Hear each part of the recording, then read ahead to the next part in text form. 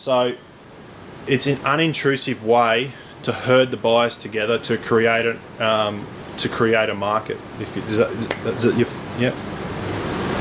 The thing is, you need press advertising or some type of form of advertising for your local area to entice the people to come to the property. You need those times to be also displayed on the internet, on realestate.com, Domain, your agent's website. You know, the professional photography, all these little things, costs are involved.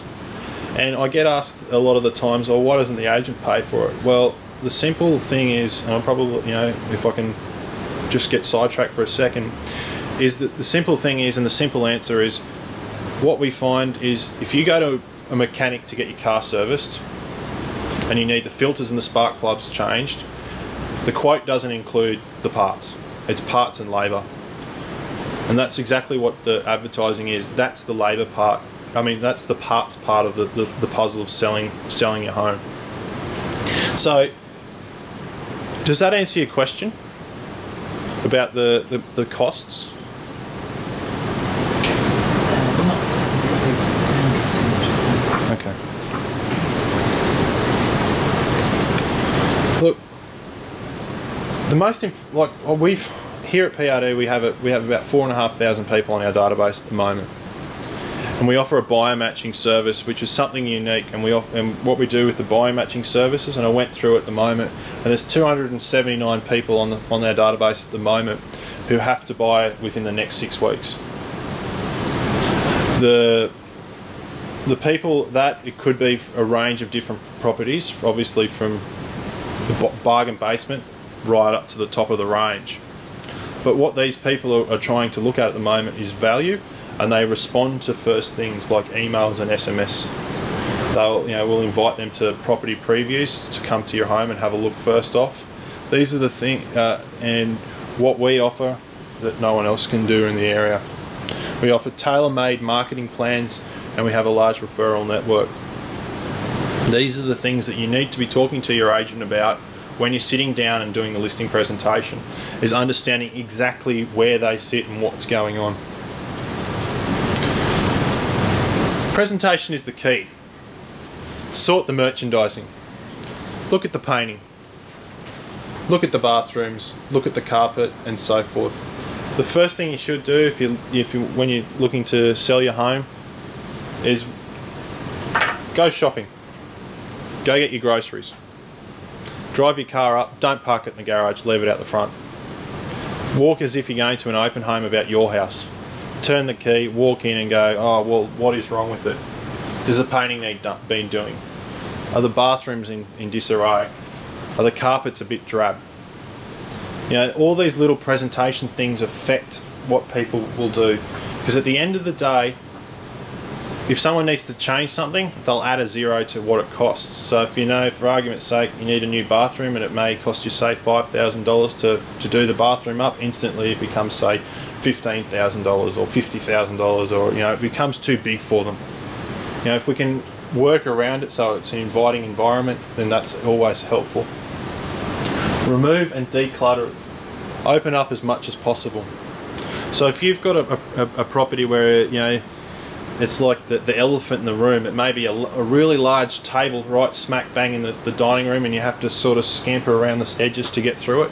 It may be not necessarily the right furniture for that room. You may need to declutter that, or if you've got boxes everywhere, it's a really good idea to actually put them in the garage or something along those lines.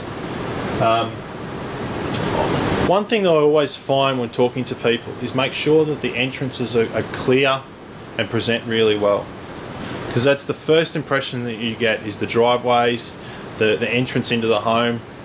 These are the things that can make a massive difference to an inviting feel. Make sure the pool's clean if you've got a pool. You know, make sure it's free from leaves and so forth. And you know, if it's got a bad smell about the property, you know, maybe there's some damp in the room, or you know, or whatever. Just try to make it so it smells nice. And these are the small things can make a massive difference. And it's it comes down to getting a premium price for your property in a desired time frame.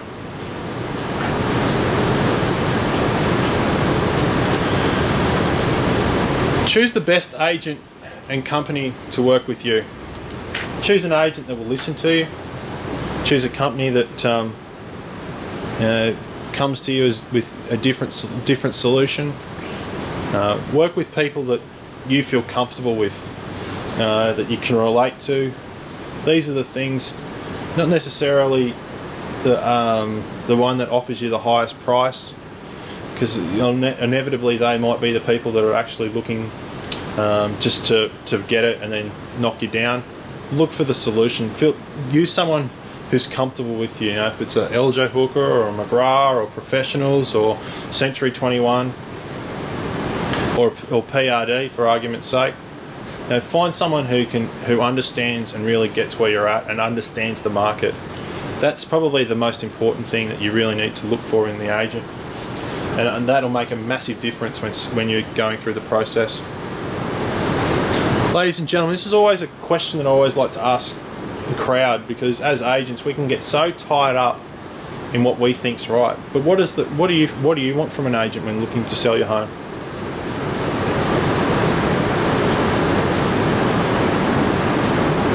Well, I think the first thing is honesty. Yep. We want to be told what the place is worth. Yep. And not inflated figures, which I think quite often is the case. That's what I find. Yep. Thanks, Bruce. I appreciate that. You won't be able to communicate freely with issues previous relationship. Yeah. The genuine approach, is that probably summing it up? Yeah. So yeah, it is really about being genuine and knowing your numbers as agents, and giving that communication back to you. If your agent, for argument's sake, if you've got your property, which is inevitably one of your biggest assets, if not your biggest asset that you have,